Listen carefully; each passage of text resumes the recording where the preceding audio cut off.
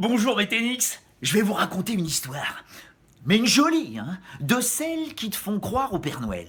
Parce que pour bien comprendre ce qu'a réalisé Del Potro en 2016, il faut remonter loin, hein, mais alors très loin. Il faut revenir à la création du monde, à l'origine de tout. Au début, il y avait Ève Wozniacki, de son vrai nom. Le souci, c'est qu'à la plage, c'est sympa un moment. Mais elle, ce qu'elle voulait vraiment, c'était croquer dans la balle. Pas dans la pomme, hein, dans la balle. Mais avec qui? Alors on lui a créé un bel hidalgo, mais pas trop, qu'ils ont appelé Del Potro. Sauf que le Del Potro, que ce soit en maillot ou à vélo, il avait le charisme d'un bulot. Du coup, la Ève, elle l'avait mauvaise. Il y avait, comme qui dirait, du boulot avec le bulot. Comment en faire un héros du Del Potro, un Roméo du tennis au destin de légende?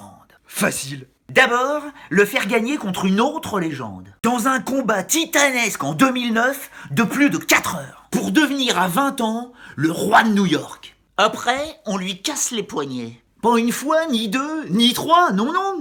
Mais 4 fois. 4 opérations en 5 ans. Pour le coup, des épreuves à surmonter. Des épreuves terribles. Le purgatoire, l'enfer. Où il est condamné à essayer de ramasser les miettes de sa volonté tombées en poussière. Et puis, histoire de bien le fracasser, on lui fait perdre tous ses grands combats. Ce sera son odyssée à lui. Un voyage tennistique de 7 ans exactement. De son titre à l'US Open en 2009, jusqu'à sa victoire contre Murray, en septembre dernier, dans un match d'anthologie de plus de 5 heures, en demi-finale de Coupe Davis. Entre-temps, 10 fois, il perdra. 10 défaites au bout de rencontres homériques, qui te prennent la tête, qui t'empêchent de renaître, qui au lieu d'être fondatrices, sont destructrices. Comme celle de 4h38 contre Cilic, à l'Open d'Australie en 2010. Et ces 2 simples perdus en finale de la Coupe Davis en 2011. 4h44 contre Federer. Puis encore plus de 4 heures contre Nadal. Et le 19-17 au 3e et dernier set contre Federer,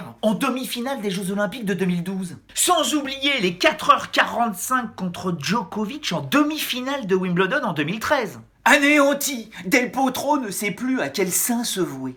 Mais cette abnégation de champion émeut les dieux. Le garçon a assez morflé.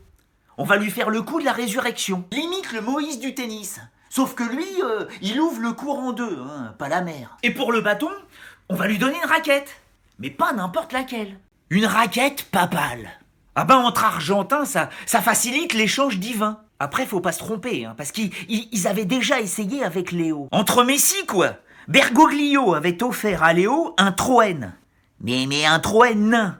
Ce qui avait moyennement plu à l'Argentin. Mais la raquette Delpo, il l'a tout de suite adoptée. Diego a bien essayé de lui marchander, du genre Quando la raquetas. Del Potro a dit non. Et s'est armé de son Graal cordé qu'il a retrouvé la lumière à Rio, devenant le Corcovado des JO, terrassant Djoko et Rafa pour devenir un géant en argent. 3 mois plus tard, en finale de la Coupe Davis, cette année, il va souffrir plus de 11 heures en terre croate, battre Cilic malgré un petit doigt fracturé, et s'offrir ce saladier qu'il a tant rêvé.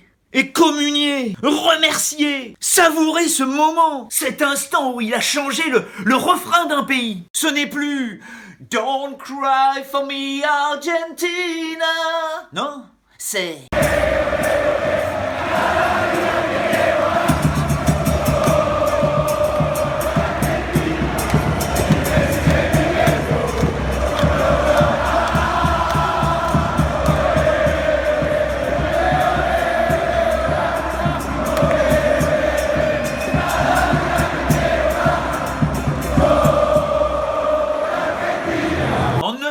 Il a gagné plus de 1000 places au classement mondial pour être aujourd'hui 38e. 9 mois, le temps d'une renaissance. 9 mois qui ont fait de Del Potro un héros.